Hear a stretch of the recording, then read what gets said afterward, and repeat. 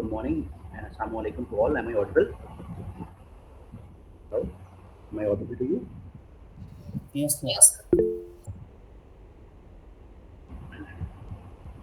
Okay, just wait. Yes. So, Mama, am I audible? Yes, sir. Go ahead.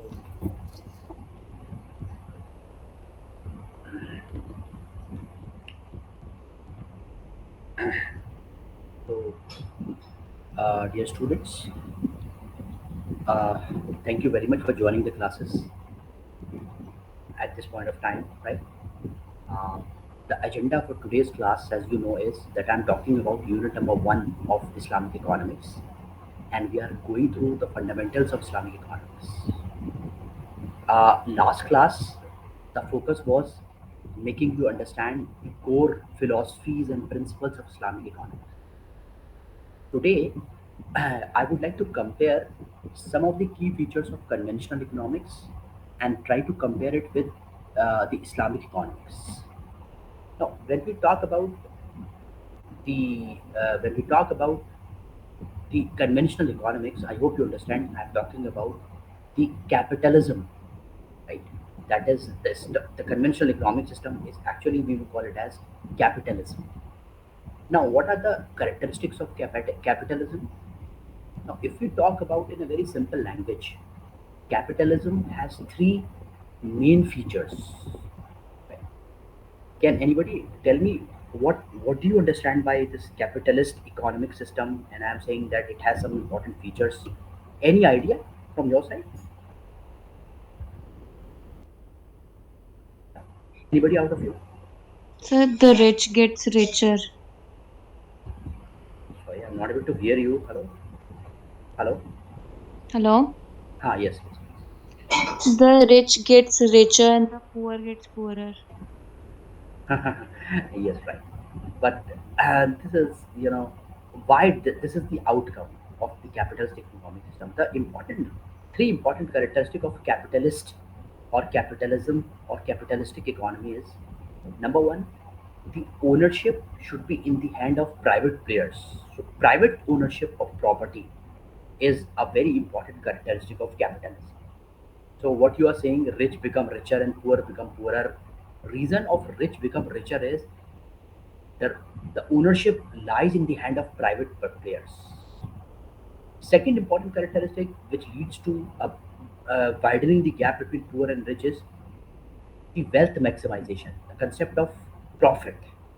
So we always try our level best to increase the profit.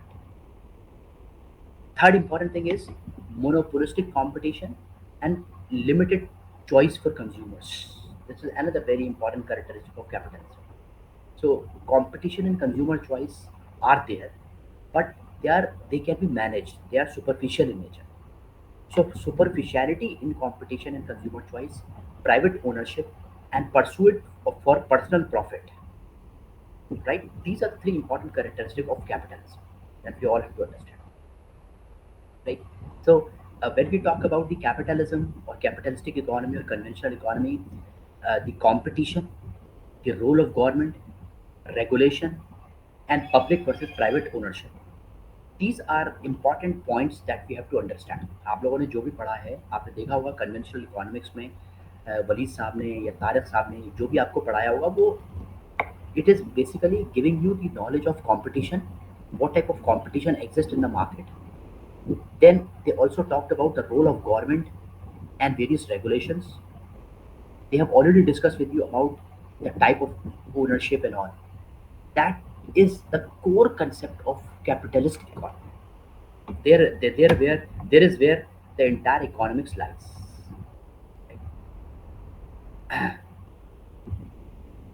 Now, when we talk about Islamic economic system, definitely it has its own characteristics. It has its own characteristics.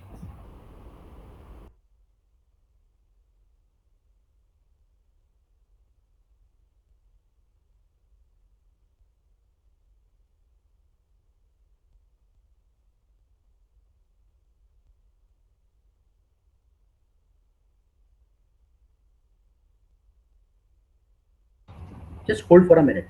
I'll join you in 1 minute.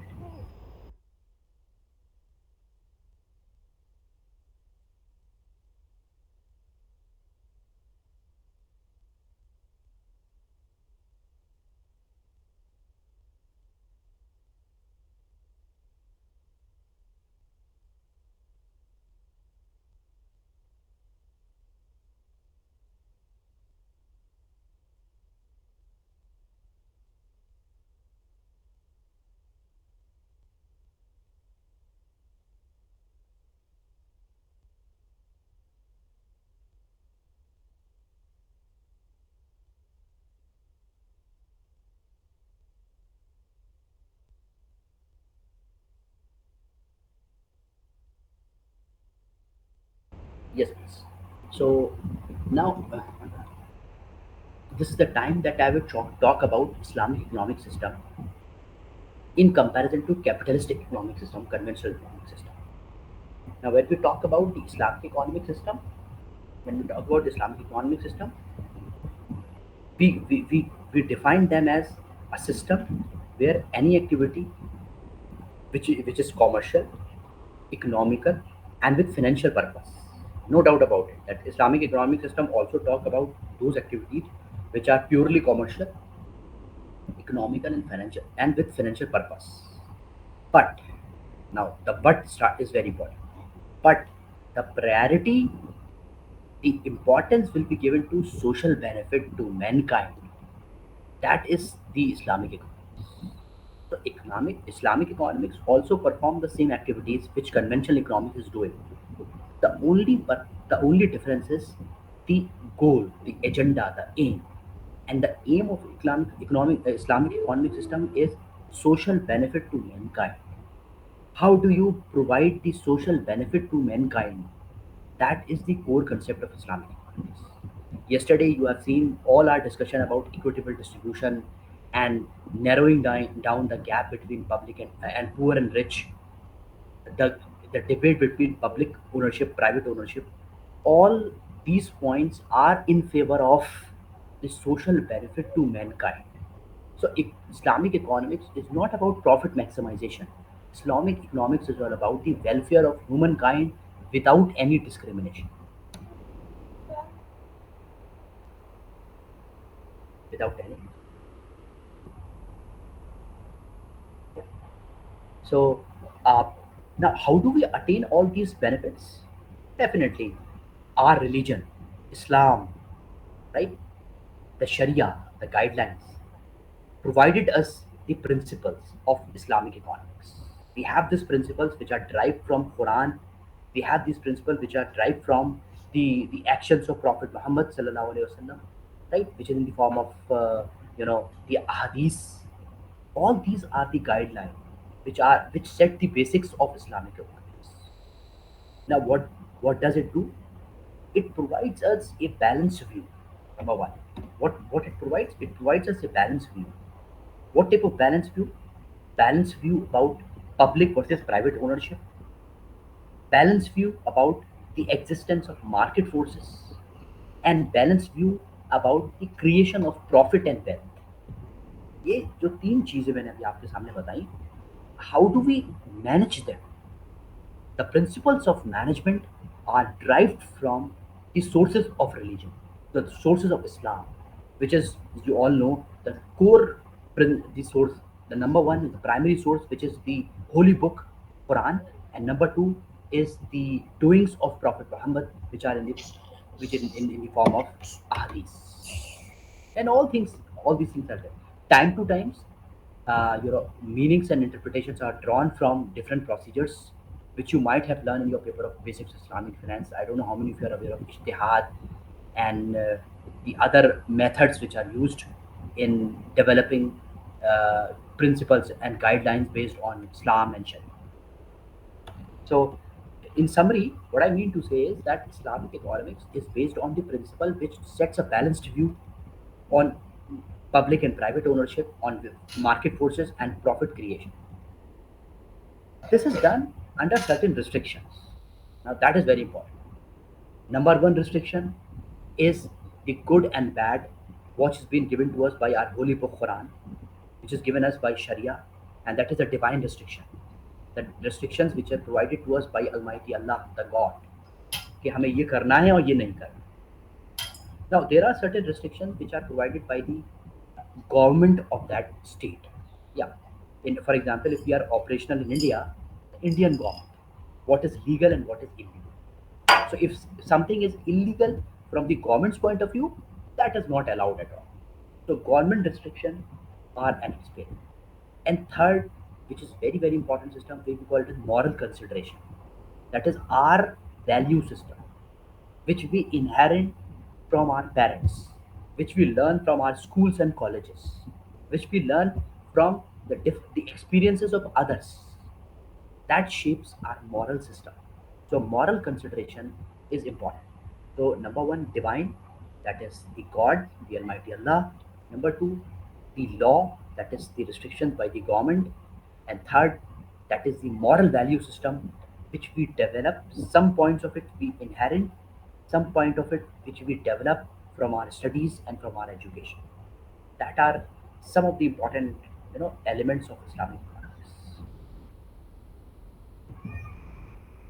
So if I quickly summarize what I have discussed up till now, I just wanted to tell you, I started my discussion by giving you an idea about the characteristics of capitalist economy, conventional economy. Then I defined the Islamic economic system. And last point which I have concluded is that Islamic economics provides a balanced view. And this balanced view is actually controlled by certain restrictions. There are three types of restrictions: divine, government, and moral. Divine, government, and moral. Yes. Any question from your side? Anything which is not clear to you? Am I clear what I am telling you? Yes, sir. Okay.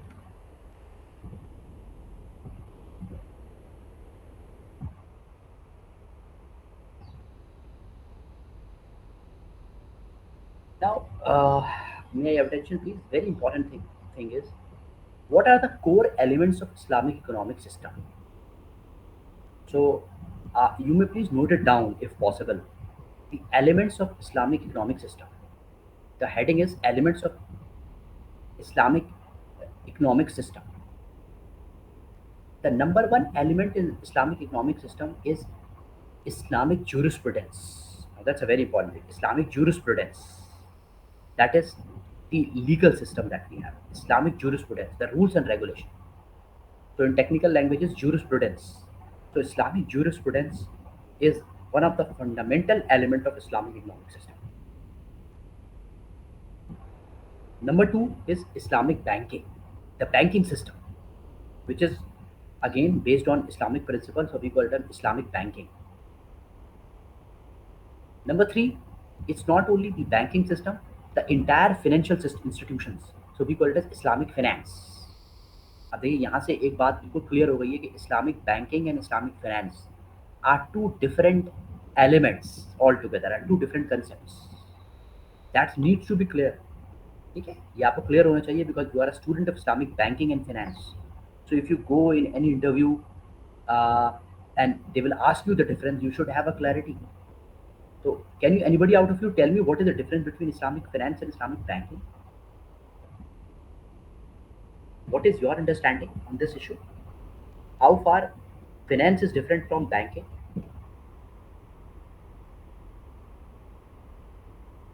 Is anybody out of you?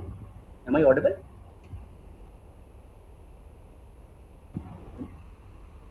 Bilal, am I audible to you? Yes, sir. So maybe finance is a broader concept than banking. I mean, just banking is just a part of finance. Right. You are right. Absolutely right. Hamza? Hamza Mashood? Hamza, am I audible? Yes, sir. Hello? Hmm? Okay. Yes, sir, audible. Able to hear you, Hamza.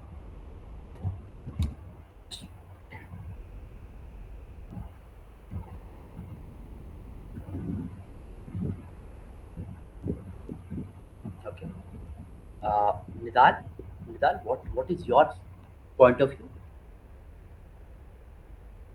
Can you repeat, sir? You are not audible now.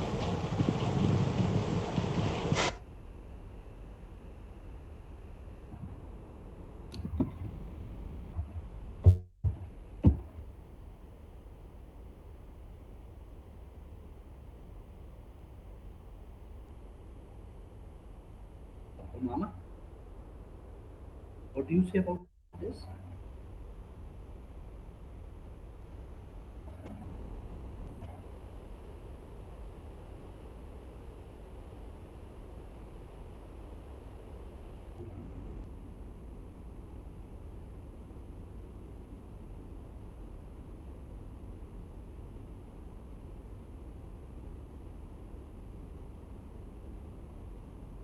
Okay. You partially you all are right. You are correct. This Sir, one, can I add yes, something? please, Nafis, please. Sir, Islamic banking is mainly concerned with handling riba, but in Islamic finance is a broader concept where we have to handle the mesir, gharar, and riba all together. Nafis, no, it is not like this. Okay. Islamic banking is not about creation. Is not about control of riba. Islamic banking is also considering all provisions because Islamic banking focuses on different types of products which are offered by banks, like mutual fund, like insurance, like loan. So it is not like this one that the focus is on riba. All provisions are under consideration. So this difference is not very clear. Right? It's not very justifiable. The I'm telling you the difference between the two.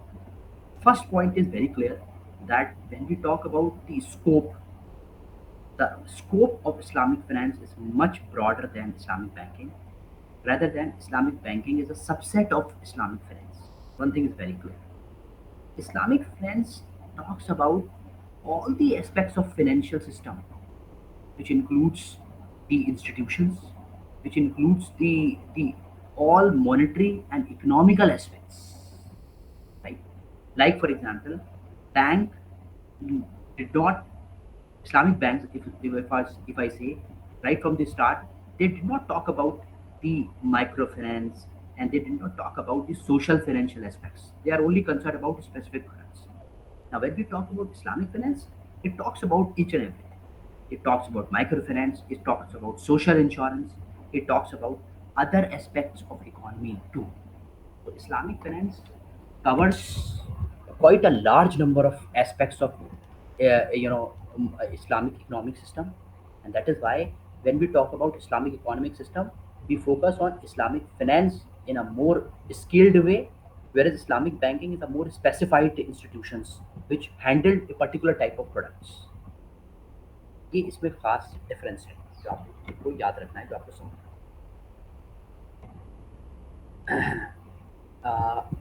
So I'm just repeating. When we talked about Islamic economic system, the first element is Islamic jurisprudence, which is the legal aspects, rules and regulation related to economic system. Second is Islamic finance. Third is Islamic banking, and last but not the least, we have another very important area, insurance. And insurance in the language of Islamic banking, what do we call it as? Yes, this Takaful. insurance in Islamic banking is known as Sir, takaful, I guess. Kaful. Will you please repeat your answer? Takaful. Awesome. Takaful, sir. Am I Takaful. audible? Right. Takaful. So takaful, which we call it as Islamic insurance, is another very important element of economic system. इसको इसीलिए हमने क्योंकि काफ़ी important है इसको इसलिए एक पूरा एलिमेंट कंसिडर किया जाता है because it's an important area. So we have Islamic finance, we have Islamic banking, we have Islamic insurance, which is takaful, and Islamic jurisprudence. This constitutes the Islamic economic system. This forms the Islamic economic system. A very interesting fact that I would like to tell you is that uh, we have to understand this point that the concept of market forces, the concept of supply and demand, which is a core concept of Islam, of any economic system, was suggested way back by Islamic sources. like Quran and Sunnah, they also have a clear cut, indication about the concept of market forces like supply and demand. Yeah. So prior to what conventional economists they have suggested, like Keynes and all, they have suggested the concept of market forces. Islam and the teachings and the holy books of Islam already come out with the concept of this supply and demand and market forces. We have specific verses in Quran, and we have specific ahadith which talks about the existence of competition, supply and demand and all. We have to understand this point. Similarly, our Sharia or our guideline clearly demarcated the rights of property and also the right to attain profit. ये एक बहुत बड़ा misconception है और myth है। लोग ये समझते हैं कि इस्लामिक फाइनेंस और इस्लामिक बैंकिंग सिस्टम जो है वो that is against profit making. No, Islamic system is not against profit making. Even in fact, Islam and Islamic teachings are the first to give the concept of supply and demand, and they give the concepts of profit, wealth creation. But there are certain restrictions on that. That's a point. We have to understand the demarcation between good and bad. We have to understand the demarcation between permissible and non-permissible. We have to understand the demarcation between haram and halal. Otherwise, we all are with the conventional theories of economics and we are doing it. But our intention, our purpose of Islamic economic system is not only the wealth creation. The purpose is the welfare of humankind, especially the social welfare of humankind. That's a soul. That's a core purpose.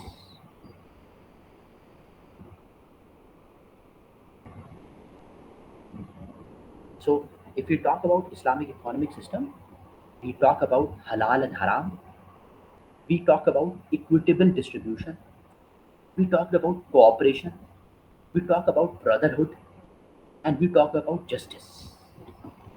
So if any of these elements are missing from an economic system, that leads to lot of breaks and that leads to lot of problems in the economic system. Conventional economic system in some countries you have seen they are not working properly. The reason is this only. If you just log into any news channel, you will see majority of the African nations they are struggling very hard in terms of managing their economic system. Similarly, number of Latin American countries they are facing tough time in managing their economy. The reason when you read the literature, when you read the articles of that country, you realize the biggest problem is the corruption. The biggest problem is non-moral values, very inequitable and lack of justice. So when there is an inequitable distribution of income, when there is lack of justice, when there is a very high level of corruption, and people do not follow the right moral value, that has a direct implication on economic system. And quite a large number of countries in the world, I have just briefed you about them. Some of the African nations and Latin American countries, they are facing tough problems. They are facing tough time in terms of managing the conventional economic system. Islamic economic system is a answer to all these diseases. The cure is the the principles which are laid down by Islamic economic system. And many countries have accepted this thing that Islamic mode of finance, Islamic mode of economic system is free from all these problems. Nobody is. It's a fact. Everybody understand it.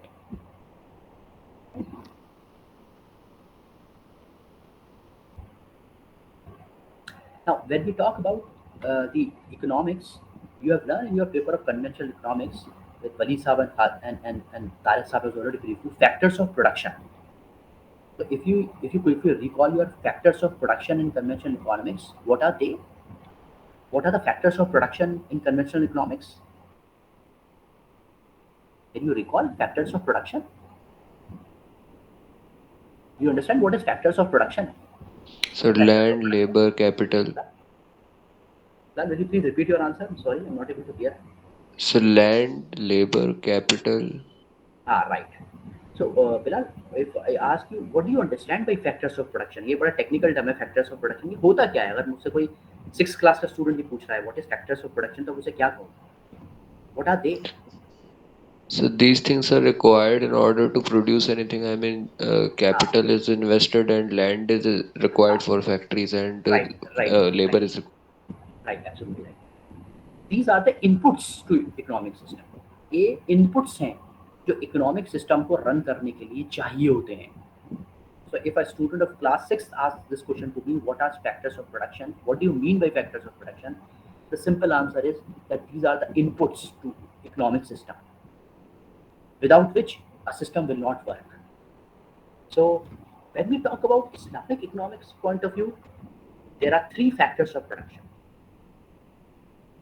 Number one, land, that is an asset. Number two, the labor, that is the workforce. And number three, which is very interesting, entrepreneur. So if we talk about the factors of production in Islamic point of view, we have land, labor, and entrepreneur. Now let's see how land, labor, and entrepreneur covers all the factors of production of conventional economics. They are not different from conventional economics. They are very much similar to conventional economics. But how would they differentiate it? How would they incorporate all this? That's very important. First, I would like to start with entrepreneur. Now, entrepreneur is combined with capital and is a single important factor of production. Capital, you all know money, capital, whichever word you call it as, is the blood, is like a blood in the body. So capital is like a blood in the economic system. If there is any problem in the flow of capital, you understand how do the system operates. So it has the same status as a blood in the body. Entrepreneur and the capital, they are combined together under entrepreneurship. That is your ability to run the business enterprise. आपकी वो सलाहियत कि आप कैसे एक business enterprise को run करते हो, दैट इज एंटरप्रेन्योरशिप. और जैसे मैंने आपको बताया कि रन करने के लिए, सर्वाइव करने के लिए, ग्रो करने के लिए capital is the prerequisite, is the soul of the body. That you need to understand, that you need to understand.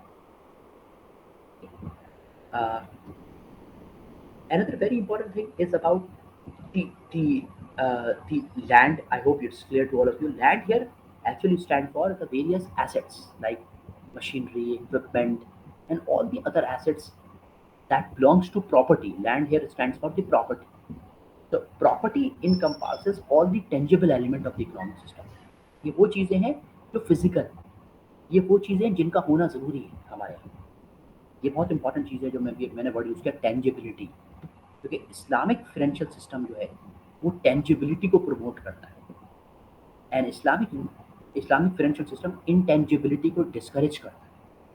जो चीज़ आपने अपनी आँख से ना देखी हो उसके ऊपर कोई फाइनेंशियल ट्रांजैक्शन करना हमारे सिस्टम के अंदर अलाउ नहीं है. हमारा जो Islamic economic system, Islamic financial system है, वो फिजिकल गुड्स, कमोडिटीज़ को ज़्यादा इंकरेज करता है. इसीलिए जो लैंड वर्ड यूज़ किया गया है यहाँ पे, this land is actually a representative of all the physical element which we call it as machinery, equipment, building, infrastructure, that all are in physical existence. सिर्फ एक चीज़ को छोड़ दिया गया है, labour, human resource. Human resource को इससे अलग कर दीजिए. Rest all physical elements of the economic system comes under labour. I hope I am able to make you understand. जो मैं बता रहा हूँ आपको समझ में आ रहा है? Sir, but there are a lot of things that are intangible and valuable also. For example, For example, software, trading, in trading or in software, investing money. Nafis, you are right. Maybe software, I would like to make it clear that software will not work without the hardware. You should have a mobile phone to run the different softwares. So that comes under the equipment part. So other than software, what you have said?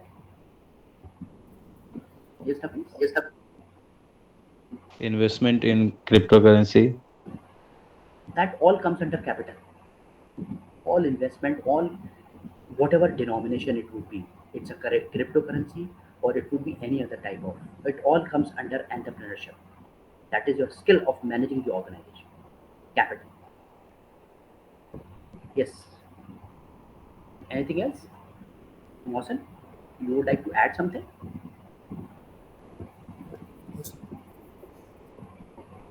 Anybody else? Anybody else who would like to add into this discussion? Or I will move to third element of factors of production. So I'm talking about the factors of production of Islamic economic system, and the number one under this is, as I have already said, entrepreneurship and capital. Number two is labor, is land, which consists of all the physical element. Third is the workforce. Now, workforce is very important to manage. If you have an efficient, if you have a good workforce, it would be an asset to the organization, and it would be very useful for the organization. आप लोगों ने पूरा human resource management का paper पढ़ा है, तो मुझे नहीं लगता कि ज़रूरत है आपको ये बताने की ह्यूमन रिसोर्स मैनेजमेंट क्या होता है और उसकी क्या इंपॉर्टेंस है। जो जो आपने ह्यूमन रिसोर्स मैनेजमेंट में पढ़ा है वो सब यहाँ पर वैलिड है, इट्स ऑल वैलिड है। So that is why I don't want to discuss again. So all you all agree with us.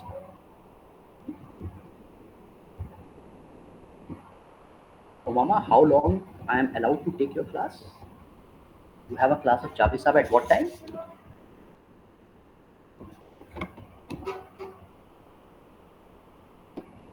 Hello? 8:50. Okay. So I think still I have 10-15 minutes more. So if you please allow me. Okay. Thank you. Thank you. So, so now if I compare the Islamic economic system with capitalist economic system, the comparison is very now black and white. Now, the comparison is very clear. What is the comparison? Number one, in terms of capitalist economy, all the principles are sourced from where? From the experience of human being, from the intellectual capability of human being. Capitalist economics में जो भी principles और philosophies बनाई गई हैं, they all are from the human side, whereas in comparison to Islamic economics, the principles are not from the human side. The principles are all from Quran, Sunnah, and the other sources like Ijtihad, Ijma, and all.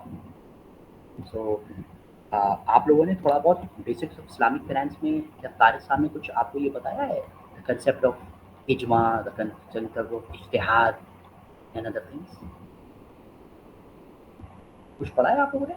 निकाल निकाल। Yes, sir. Bilal, will you please repeat? Hello? Yes, sir.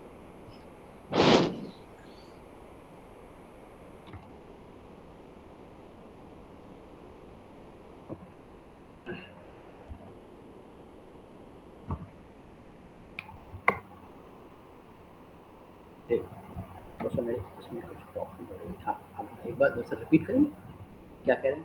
Hello?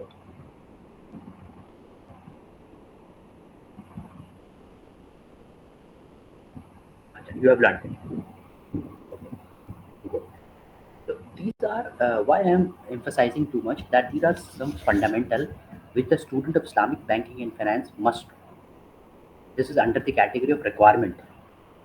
So, uh, uh, I'm repeating my point that the Islamic economic system is based on principles and philosophies which are not made by human being, rather than they are given by the divine, that is given by the Allah in the form of the verses from Quran, then the doings of Prophet, and also time to time they are derived from Ijtihad and Ijma. Okay, that's a very interesting and very important difference between the two. Second, very important point of view is that uh, in conventional economic system, the enterprise, that is the organization, the company, we will call it as, or the competition is free, and they can operate on the basis of market forces.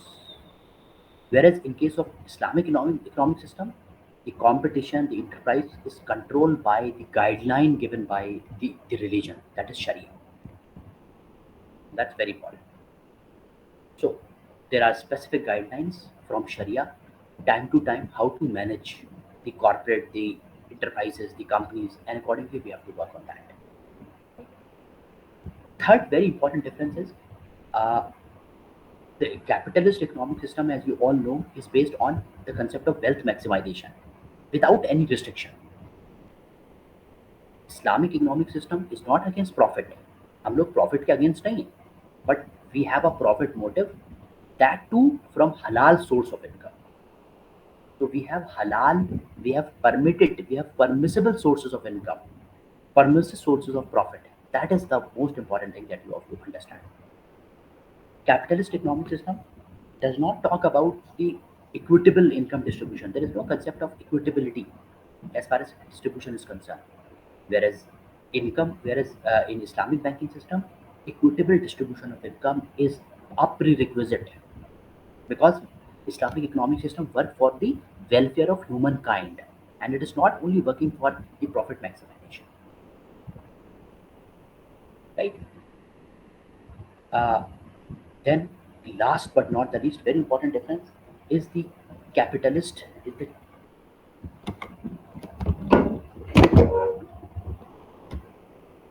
capitalist is the you know the difference between capitalist economic system and Islamic economic system is the ownership. Now, here in case of capitalist economic system, individual ownership of the money is absolute, right? That is, it's a clear-cut demarcation.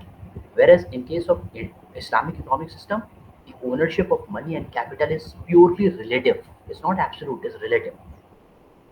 अच्छा, ये बता सकते हैं आप इसको, ये बता सकता है कि ऐसा कंसेप्ट क्यों है हमारे यहाँ, जो प्रॉपर्टी और इंटरप्राइज की ओनरशिप है वो रिलेटिव है, एब्सोल्यूट नहीं है. Whereas in conventional economic system, it's purely absolute. It's not relative. जो है आपका है, आपको उसे करना है. हमारे यहाँ क्या है, हमारे यहाँ ये इम्प्रेशन नहीं है कि अगर हम उसके ओनर हैं तो we have full right to enjoy. तो ऐसा क्यों है? बस वही मेरा कंक्लूडिंग रिमार्क है आज के क्लास का. Why is it so that the ownership in Islamic economic system is relative and is not absolute? Any important principle of Islam that you would like to suggest me, on the basis of which we can justify this statement? So the concept of afterlife, I mean, the person is responsible for his deeds, and if the person is able to do charity, and if the person is able to help through his property, so he'll get a reward against it in the afterlife, and a much bigger reward. Good. Partially you are right, but in a very simple sentence, एक ऐसी sentence जो बस सब चीजों को खत्म कर देगा. Yes. So to remove the gap between rich and poor. Afra, that is true, but I am saying that is the sole purpose of Islamic economic system. But I am saying that when we talk about, अब मैं specifically बात कर रहा हूँ, I am talking specifically about the ownership, that our ownership of the assets are relative but not absolute. On what principle? This principle Sir, on to what promote is brotherhood. this principle is designed? Sir, to promote brotherhood. Sir, to promote brotherhood, to have a profit and loss, a sharing because of that. Nidal, you are going to say something? Nidal? Umama, what do you say?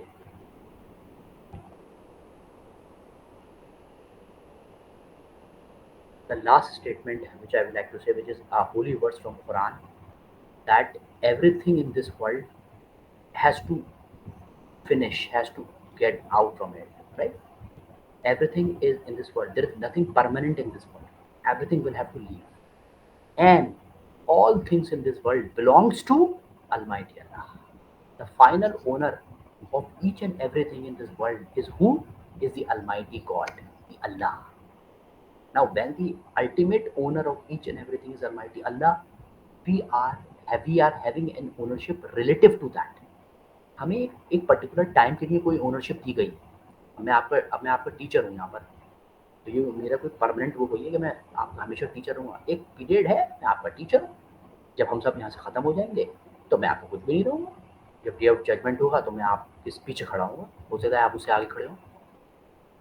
तो that is what I am saying, that nothing is permanent in this world, that we have to keep in our mind. अगर ये philosophy आपके mind में है तो बस फिर ना तो कोई इनजस्टिस होगा, ना कोई इनइक्विटेबिलिटी होगी, और ना कोई बैड डीड होगी, क्योंकि आपको पता है कि ये सब चीज़ें टेम्पररी हैं।